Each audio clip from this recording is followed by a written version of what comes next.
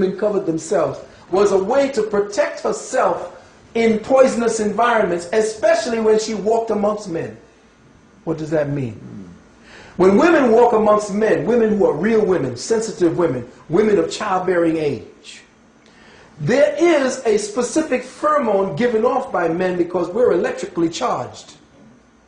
And those pheromones are actually signatures that can be read because scientists have taken infrared and all kinds of different light spectrums and have pointed it at animals that are in heat, and the pheromones are kicking off in different colors.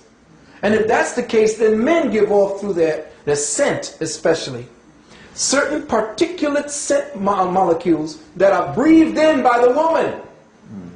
When she breathes that in, if she's a sensitive woman, boom, she starts ovulating.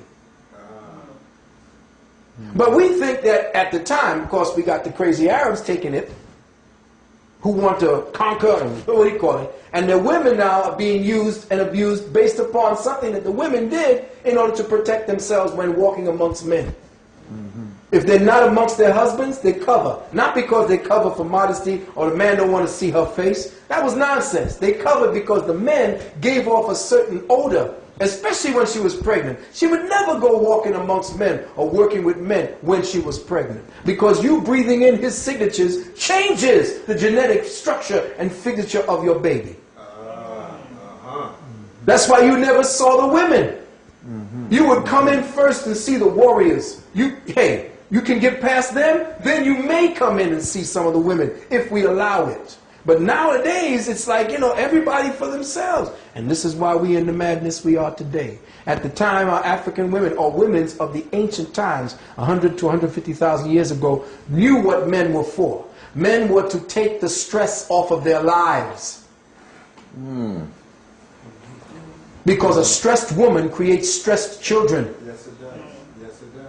So we created a stressless society for you. That's why when the white man came and saw women doing everything, that's because paternally, Africa was a paternal society, not patriarchal or matriarchal. It was a paternal society where we made sure that our women were happy.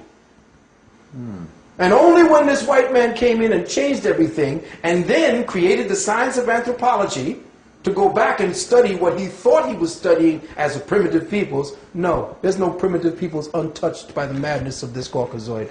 And that every society, every tribe he studies now is a pathological expression of when they met him 200 or 300 years ago.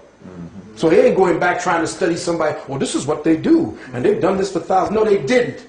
They did that in order to convert or to survive while you were there. The real indigenous peoples that you could see have not been touched by European hands or touched anything. Discovery destroys. Yes, it does. It doesn't do anything to enlighten anybody. And all they're doing is going there and changing. When them Christians and them damn Jesuits came in there were no tribes that came in there. And you can't study no tribe at their indigenous levels anymore. So the women were not beat up. Imagine a man who has got some kind of intelligence to build a pyramid is going to beat his woman for 10,000 years. Does that make any damn sense? That doesn't make no sense. No sense. In every African ancient society, the women are revered. Only in this Caucasian society she is not, because she was at war with her man. She used to raise the son to kill the father. It's all in their stories. But when you see the ancient Kemetic principles, you always see the male and the female behind him as the support mechanism to him. Never the other way around. And that's all for all the sisters who want to think feminist. There is no woman in front of a man. That's madness. You don't let your woman go through the door first. That's white folks. I keep in my mind trying to see how this relates to what's going on right now in Dhaka, where they are vaping women as some part of war, like it's part of Interesting you say that. Yes, yes. What you do is you rape the women. Yes, but you rape the women, and your seed becomes the woman now. You changed her. Once you change that womb, the legacy of that tribe dies. Because the womb, the first elements, the essence of that womb goes into that first child. Now the essence is no longer belonging to the males. So you have now you have eviscerated, or you have actually castrated the males by raping their women. And guess what? The Arab women would sing while their men did it. This is what I'm understanding. And because of the nature of the African woman, yes, she could not kill and see them go on. No, she couldn't. Even though it reflects. Exactly. And that's because you are of the God principle. You are directly connected to the creative principle. So you would never do that, because that would be the creator. No matter how it came here, it would be the creator. And you would have an explanation for that. But guess what? There are sisters out there now that don't, no, this is not going to happen. And they're killing their children, but they're dying as well. They're taking poison, and they're killing themselves rather than give a birth to anybody else. It's a no-win situation. No-win situation. And this is the last vestige, because this genocide that's going on right now is getting ready to turn everything around. I didn't want to get into this, but there has been a penalty that had to be paid for the passage of this consciousness through into the next paradigm. And we were the ones who paid it, because we are the ones to take over to the next paradigm. And it's getting ready to shift. With Dr. Oyibo and with this brother named Philip, I believe, in Emwengali, or Ewagali, this guy that came from Oyibo's tribe, is shifting the whole consciousness of the planet now. He has no room, there is no room for him where it's going. That's why he has to create his stormtroopers. This is why the Star Wars trilogy was written, to show you where we're going back to. And you're going to see him walk in the streets today.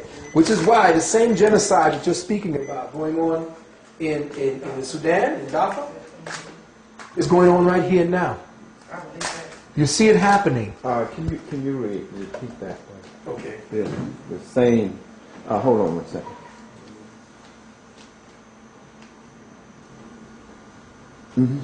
This is why the same genocide that's going on in Darfur today, in Sudan, is reminiscent of what the genocide protocols are set up here for today.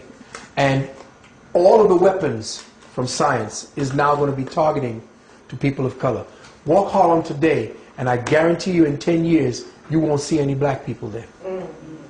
If you do, they're going to be regimented to being consumers or people who do menial jobs. Even the Mexicans are going to become the quote-unquote new niggas up around Harlem. And you're going to see it happening.